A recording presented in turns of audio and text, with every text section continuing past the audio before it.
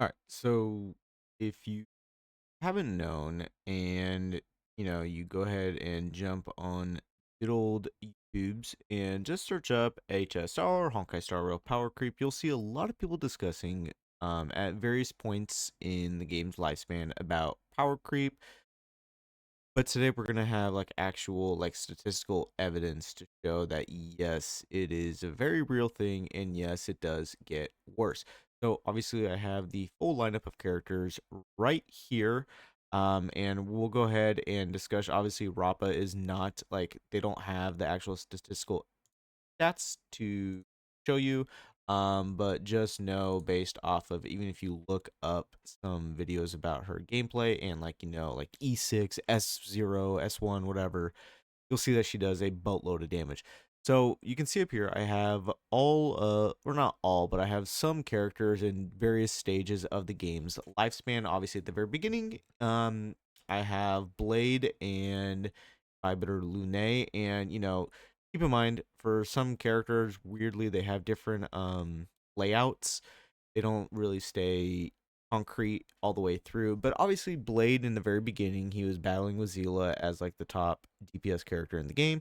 One target at negative or like 3 SP, whatever. He was doing a little over 500,000 damage at E6. Keep in mind, all these are going to be mainly focused on E6. As that's where they're at their peak, at their pinnacle. So just keep that in mind.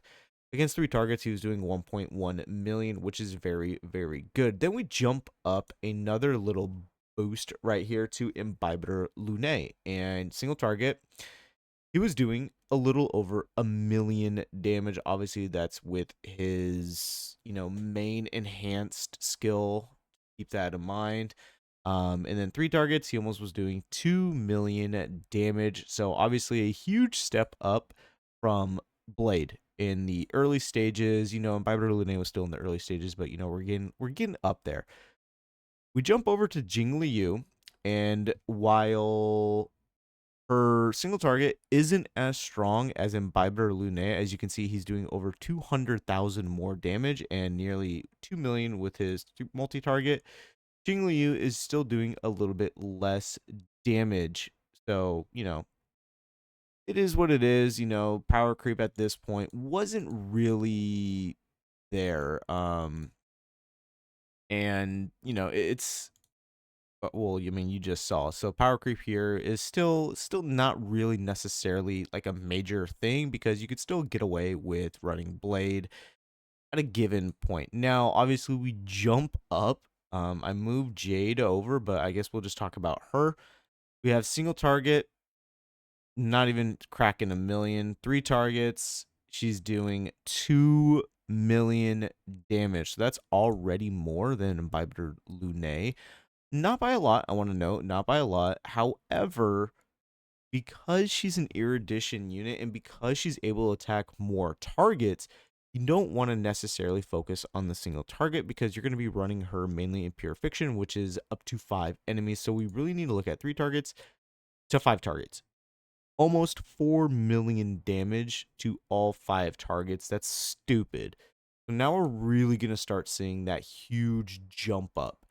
We jump over to Boot Hill and, being a hunt character, him and Feisha, but these three we'll discuss separately because they're in their own category. Jumping over to Boot Hill, he is a super break damage dealing hunt character. He's doing nearly 4 million damage to a single target. And that's with his signature and with his non-signature, almost 3 million. So let's go ahead and jump back down here. Okay, yeah, Blade not even reaching 1 million, and Bybert Lune. Okay, you cracking that million there, buddy. Jinglu, Ice Queen, you are getting close to that 1 million. And then Jade, you're not even reaching 1 million. You are reaching 4 million, barely, with 5 targets. Boot Hill is doing almost 4 million damage with 1 target. That's stupid. It's just insane. Now, jump over to the top 3 arguably most coveted characters in terms of DPS wise in the game. We'll go over, I guess, quote unquote, kind of release Acron. One target, she's doing almost 2 million damage E6 with her light cone. And then at 3 targets, this is only 2 nihility characters with 4 debuffs, a very common thing to get. Doing almost 3.5 million with her signature, 2.7 with swordplay. Now 6 debuffs, those numbers jump like by quite a bit. Um, it's really dumb. And then again, one target, almost 2 million damage, and she's not hunt character focused. So you really can't base it off of Boot Hill because, you know, that's his whole thing is just single target stupid damage. So we would have to base this, again, we'll go to 2 nihility, make it fair, or we'll even go to 1. You're still doing the same damage, 1.6.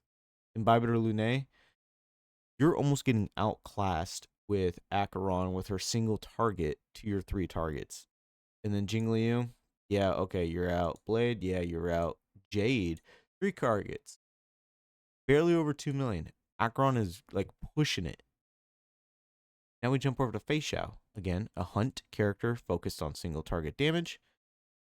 Almost 5 million with her signature. Jump again, and then 3.6 with Stellar C.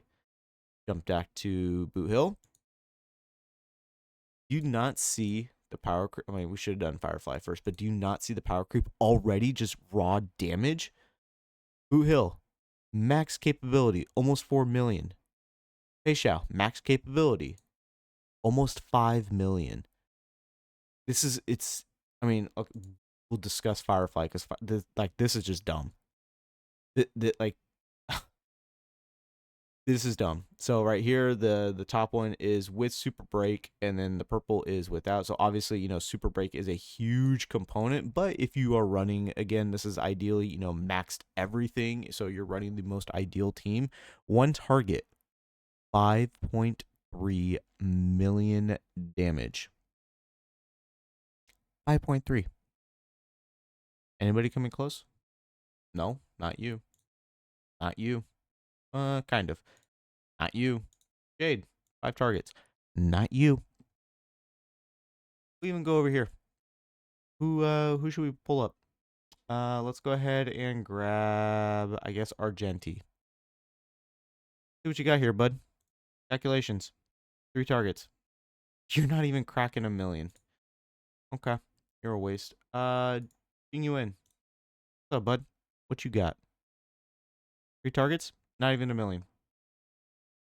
Power creep is a huge thing. And this is why whenever people tell you that either Acron, Fei Xiao, will be Fei Xiao, but, you know, for the most part, when Acron and Firefly are here, get them. You already have them, get dupes.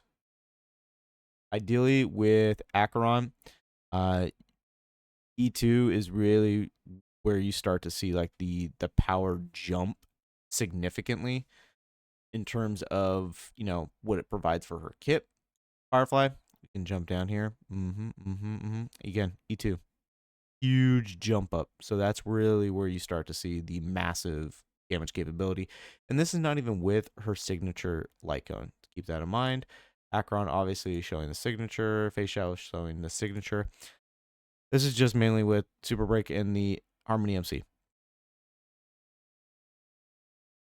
Power creep is a thing, and it will always be a thing.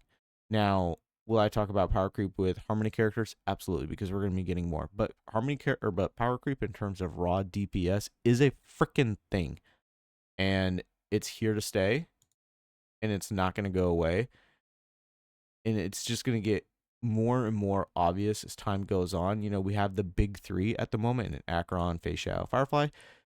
Once we get further down the line, let's say 3.5 or maybe 4.0, these 3 characters are going to get pushed out, and there's going to be even more characters doing more and more stupid stuff.